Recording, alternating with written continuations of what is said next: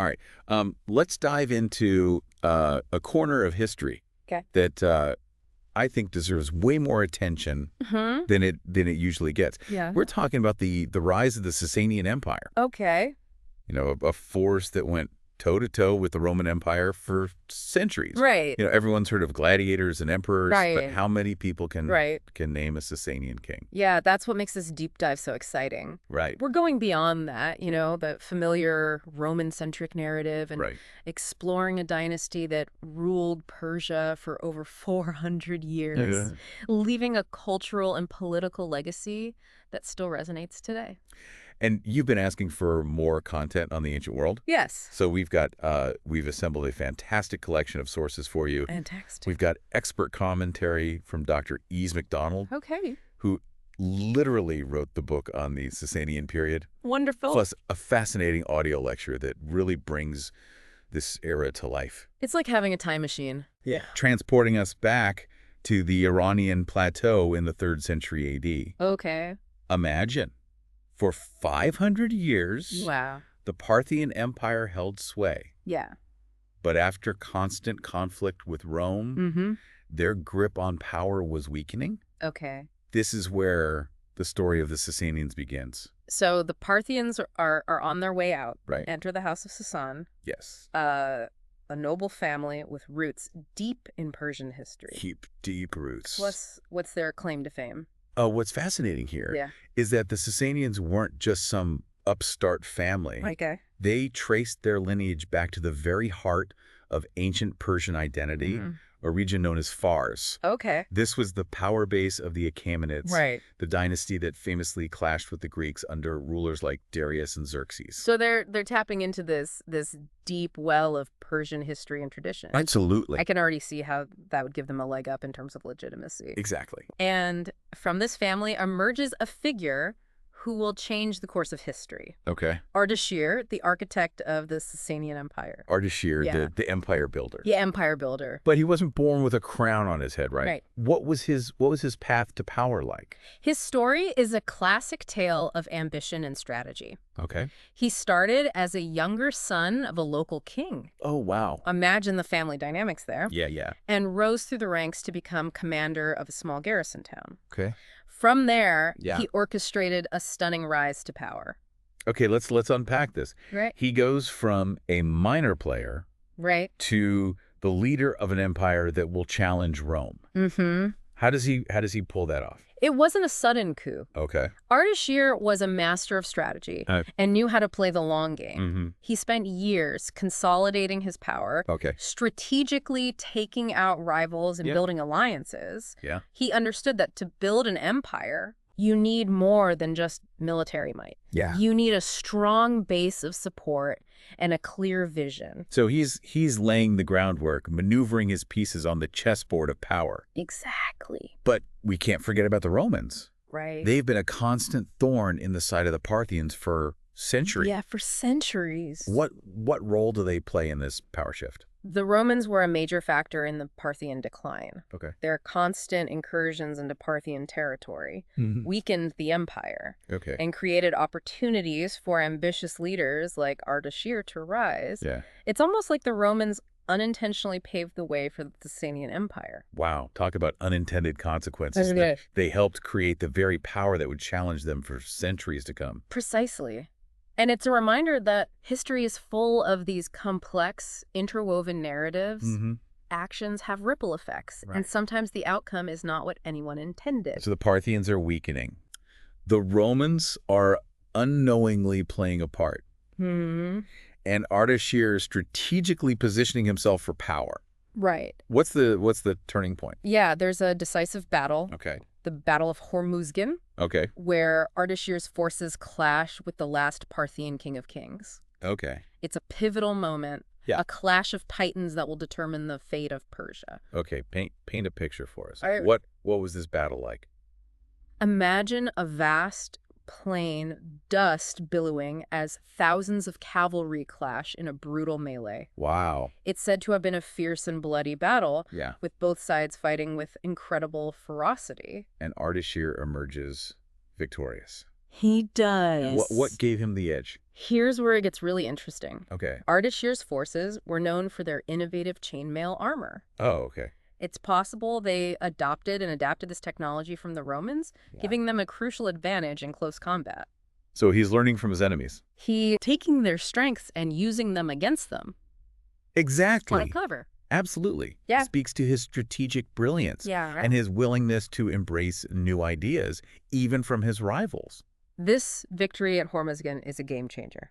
It is. The last Parthian king is defeated. Yes. And Ardashir is poised to seize power. He is. But he's not just a military leader. Right. He's a shrewd politician. Right. Who understands the importance of legitimacy. You're exactly right. Yeah. Military victory is one thing, Yep. but to establish a lasting dynasty, Right. you need more than just brute force. Yeah. You need to win the hearts and minds of the people. So how does Ardashir go about cementing his authority? He orchestrates a grand coronation in the ancient city of Ctesiphon, Okay. a city steeped in Persian history and symbolism. Mm-hmm. This wasn't just about putting on a crown. Right. It was a carefully staged event, Yeah. designed to showcase his legitimacy and connect him to the glorious past of the Persian Empire. A coronation steeped in symbolism, huh? It was. Tell us more about the significance of Ctesiphon and the rituals involved. Well, Ctesiphon was a strategic choice. Okay. It had served as the capital for the Parthians. Okay. So by holding his coronation there, Mm-hmm. Ardashir was visually linking his new dynasty to the previous one, Okay. signaling a continuation of Persian power. So he's not just breaking with the past. Right. He's building on it, Exactly. creating a sense of continuity. Exactly. Yeah. And the coronation itself was steeped in the rituals of Zoroastrianism, Okay. the ancient Persian religion that would become central to Sasanian identity. So we've got a decisive battle, Yeah. a carefully orchestrated coronation. Mm-hmm. What were Ardashir's next steps in consolidating his power? Right. What did he focus on What? once he had secured the throne? He was a pragmatic ruler who understood that a stable empire requires more than just symbolic gestures. Okay. He focused on practical matters, Oh. building new cities. Promoting agriculture and strengthening his borders. Yeah. He wanted to create a prosperous and secure empire Okay. that could withstand both internal and external threats. So he's thinking long term, Yeah. building a solid foundation for his new dynasty. That's right. But he also inherited a vast and diverse empire Right. with a mix of cultures and religions. Mm-hmm. How did he manage to govern such a complex territory? He understood the importance of balancing strength with diplomacy. Okay. While he certainly used military force to quell rebellions Right. and secure his borders, Yeah. he also understood the importance of alliances Okay. and strategic partnerships. Right. He formed alliances with local rulers, Okay. integrated conquered peoples into his administration, Wow. and even adopted aspects of their cultures to foster a sense of unity. That's interesting. Yeah. So it wasn't just about imposing his will on everyone. Right. It was about finding ways to bring different groups together. Under the Sasanian banner. Exactly. It sounded like he had a pretty sophisticated approach to empire building. He did. Yeah. And this pragmatic approach would serve him well in his dealings with the Romans, Mm-hmm. who were watching the rise of this new Persian power with a mix of curiosity and concern. The Romans, Yeah. they can't be too happy about this new kid on the block, No. especially one who's already proven his military prowess. Exactly. What happens when Rome realizes they've got a new, Yeah. much stronger neighbor to contend with? Well, they're not going to just sit back and watch Right. the Roman emperor at the time. Okay. Severus Alexander decides to make a move. Okay. He launches an invasion into Sasanian territory, Right. hoping to nip this new threat in the bud. So we've got a clash of empires brewing. We do. The Romans, confident in their legions, Mhm. versus the Sasanians, eager to prove their strength on the world stage. Right. What happens next? This is where we'll have to pause for now. Oh. But keep in mind, Ardashir spent years carefully building his power, Right. consolidating his empire, Yeah. and preparing for this very moment. Mm-hmm. The clash with Rome is about to begin. Okay, we'll be back soon to pick up the story and see how this Mhm. confrontation unfolds. Yes. But for now, let all of this sink in. Mm-hmm. Think about Ardashir's rise to power, Right. his strategic brilliance, Yes. and the dramatic shift in the balance of power in the ancient world. It's a story that often gets overshadowed by the more familiar narratives of Roman history. Yeah. But as you can see, the rise of the Sasanian Empire is a tale full of intrigue, ambition, and military might that deserves to be told. Absolutely. And we will continue to tell it. Yes, we will. When we return. Okay, we'll be back soon.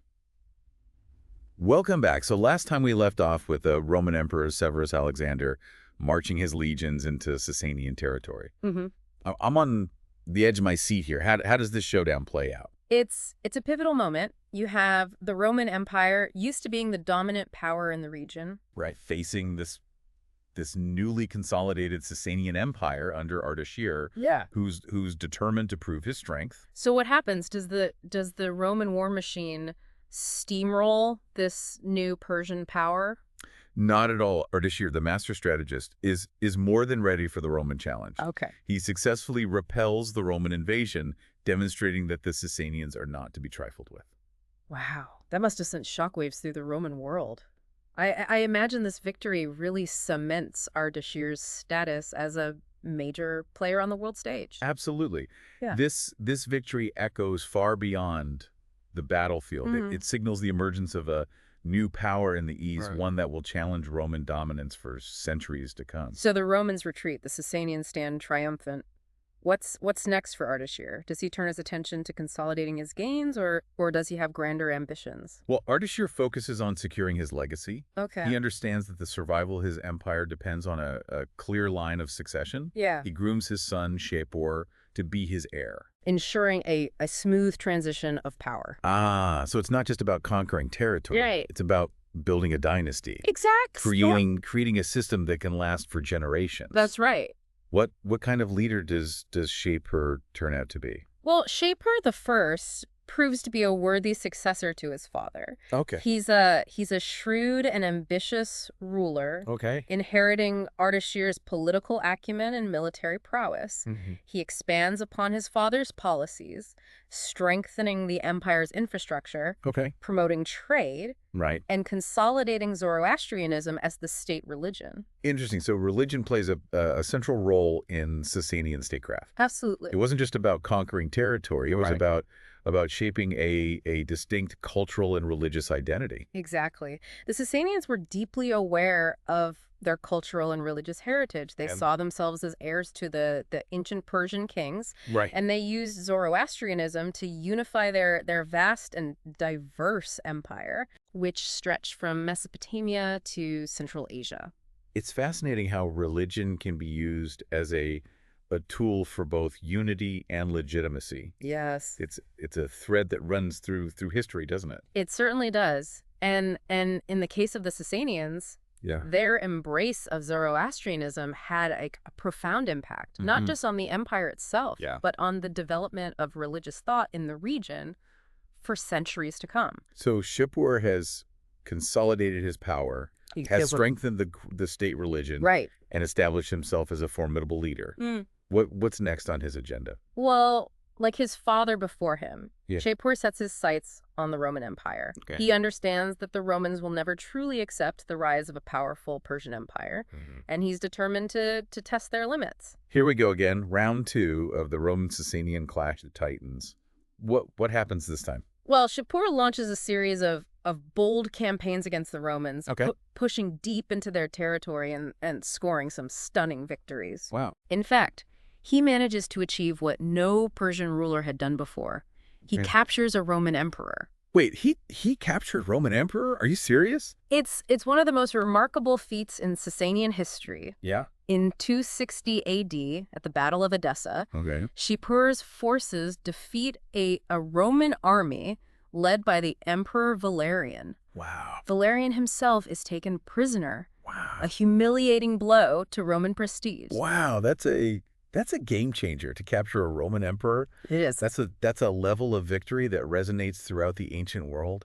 How did the Romans react to this? You can imagine the shock and outrage in Rome. Oh. It was a devastating defeat, Right. one that tarnished their image of invincibility. It must have sent a clear message. It did. The Sasanians were a force to be reckoned with, and they weren't going anywhere. Exactly. And Shapur, being a master of propaganda, knew how to capitalize on this victory. Okay. He commissioned a series of elaborate rock reliefs depicting his triumph over Valerian.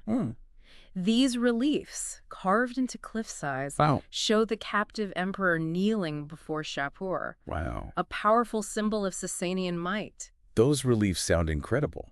They're not just works of art. They're not. They're statements of power. Yes. Designed to awe and intimidate. Precisely. Yeah. They served as a visual reminder of Shapur's victory, projecting his power and prestige throughout the empire and beyond. They're testaments to the Sasanians' understanding of the power of imagery and symbolism. It's amazing how these ancient monuments can still speak to us across the centuries. They do. They offer a glimpse into the minds of these rulers, their ambitions and their values. They do. And in the case of the Sasanians, they reveal a dynasty that was not only powerful, but also deeply invested in culture and the arts. They weren't just conquerors. They were patrons of learning architecture and artistic expression. So they're not just focused on military expansion. They're cultivating a sophisticated culture. Exactly. What are some other examples of Sasanian artistic achievements? What did their art and architecture look like? Sasanian art is incredibly diverse and distinctive. Think intricate silverwork. Okay. Colorful textiles woven with silk and gold thread, and stunning mosaics that adorned their palaces. Their architecture was equally impressive, characterized by soaring arches, massive domes, and elaborate stucco decorations. It sounds like they had a real flair for the dramatic sense of grandeur that matched their imperial ambition. Absolutely. And their artistic influence spread far beyond their own borders, reaching into Central Asia, India, and even parts of Europe.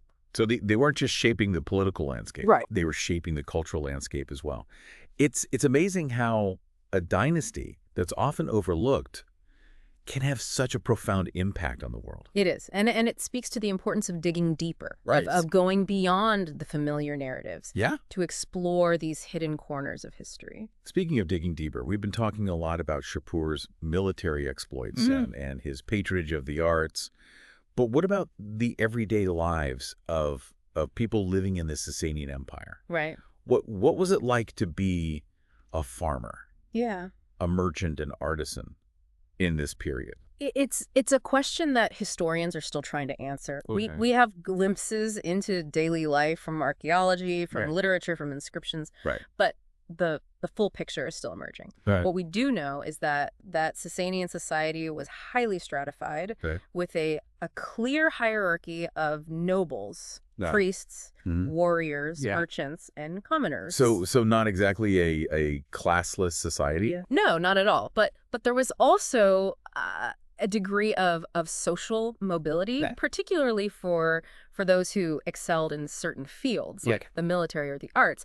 And despite the rigid social structure there seems to have been a sense of shared identity and a common culture that bound people together regardless of their social standing. So despite the grandeur of the empire, the triumphs of their kings, life for the average person in the Sasanian Empire probably wasn't that different from life in other ancient societies. Exactly. There were hierarchies, there were struggles, but also a sense of shared culture and identity. Exactly. And it's important to remember that behind the grand narratives of emperors and battles, there were millions of individuals living their lives, contributing to the fabric of this complex and fascinating empire. It's a reminder that history is not just about the powerful and the famous. It's about the lives of everyday people. Absolutely. Their struggles and their triumphs. Absolutely. And those stories, those individual experiences are often the most revealing and the most compelling. They remind us that the past was a world of real people, just like us, facing their own unique challenges and opportunities. Well said. feel like we could talk about the Sasanians for hours. We could. But I know we need to wrap up this part of our deep dive. Yeah. Before we do, though, is there anything else you'd like to add about Shapur's reign or the impact of his victories on the course of history? Well, Shapur's reign marked a high point for the Sasanian Empire. All right. He expanded its territory, consolidated its power, and projected its influence across a vast region. But it's crucial to note that his reign also reveals the inherent challenges of maintaining a multi-ethnic, multi-religious empire. Right. The seeds of future conflicts, both internal and external, were sown during his time. Okay. And his successors would face a host of new challenges in the centuries to come. So it wasn't all smooth sailing for the Sasanians. No empire story is ever that simple. Right. There were periods of great prosperity and military success, but also times of internal strife, economic hardship, and external threats. Right. But through it all, the Sasanians left an indelible mark on the world, shaping the course of history in ways that we're still uncovering today. We've been on quite a journey through the rise of the Sasanian Empire, from Ardashir's strategic brilliance to Shapur's stunning victory over a Roman emperor. It's clear that this dynasty was more than just a footnote in Roman history. Absolutely. The Sasanians deserve to be recognized as a major power in their own right, shaping the course of events in the ancient world for centuries. And as we wrap up this deep dive, I'm curious about the broader significance of the Sasanian Empire. Yeah. What are some of the key takeaways that you think our listeners should remember about this dynasty? Well, first and foremost, I think it's important to recognize the sheer scale and duration of their rule. Yeah. Over 400 years is an incredibly long time for any empire to hold on to power, especially in such a volatile region. That's a great point. They weren't just a flash in the pan. They were a consistent force on the world stage, shaping the political, cultural, and religious landscape of the region. And they achieved this through a combination of military might, strategic alliances, and a keen understanding of how to manage a diverse and complex empire. We often think of empires as being solely focused on military conquest, but the Sasanians were clearly much more nuanced than that. Yeah. They were patrons of the arts, skilled diplomats, and builders of a vibrant culture. Precisely. They understood that a truly powerful empire needed more than just a strong army. Right. It needed a thriving economy, a vibrant culture, and a sense of shared identity that could unite its diverse population. And let's not forget their role in shaping the religious landscape. Yes. Their embrace of Zoroastrianism had a profound impact. It did. Not only on the empire itself, but on the development of religious thought throughout the region. Absolutely. Zoroastrianism, with its emphasis on dualism, cosmic order, and moral responsibility, influenced the development of other major religions, including Christianity and Islam. It's a thread that connects the ancient world to the modern one. It is. It's fascinating to consider those echoes of the past that still resonate today. But as we wrap up, I want to circle back to something we touched on earlier. Okay. The emergence of the word Iran during Ardashir's reign. Yeah. Can you elaborate on the significance of that? That's a crucial point. The adoption of the term Iran reflects a growing sense of national identity under the Sasanians. It's a deliberate move to distinguish themselves from the Parthians. Okay. And to connect their rule to the legacy of the ancient Persian empires. So it's not just a change in name. It's a statement about their vision for the empire. Right. A vision rooted in a shared history and cultural identity. Exactly. And that sense of a distinct Persian identity forged during the Sasanian period would continue to shape the region for centuries to come, even after the fall of the empire itself. It's incredible to think about the lasting impact of this dynasty. It is. A dynasty that often gets overshadowed by its more famous predecessors. Right. These Achaemenids, their conflicts with Rome, their cultural innovations, their religious zeal, it all had lasting repercussions. And that's what makes studying history so rewarding. Right. It's full of surprises, of hidden connections, of overlooked stories that, when brought to light, can change our entire understanding of the past. Well said. Yeah. So as we bring this deep dive to a close, yes, what's the one thing you'd like our listeners to take away from our exploration of the Sasanian Empire? I think it's this. The Sasanian Empire deserves to be remembered, not just as Rome's rival, but as a powerful and influential civilization in its own right. Right. They were skilled warriors, savvy diplomats, patrons of the arts, and devout followers of a faith that would leave a lasting mark on the world. Right.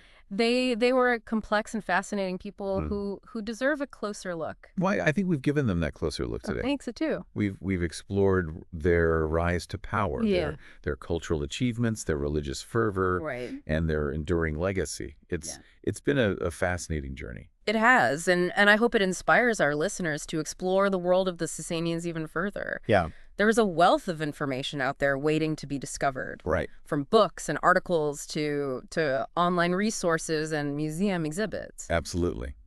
And who knows, maybe this deep dive will spark a lifelong fascination with this often overlooked corner of history. Until next time. Until next time. Keep exploring, keep asking questions, and keep diving deep into the fascinating stories that the past has to offer. I look forward to it.